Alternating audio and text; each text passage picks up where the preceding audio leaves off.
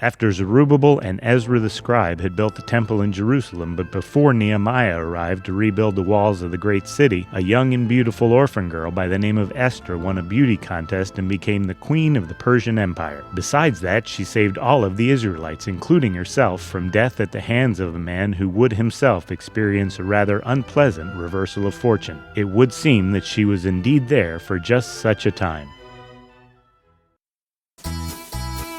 Xerxes, who was king of Persia, threw a party that lasted 6 months. Then, to celebrate the end of the party, he threw a party that lasted a week. That's some party. During this party, he sent for Queen Vashti, and when she refused, he banished her from the kingdom. Must have been before women's lib. Now Xerxes needed a new queen. What to do?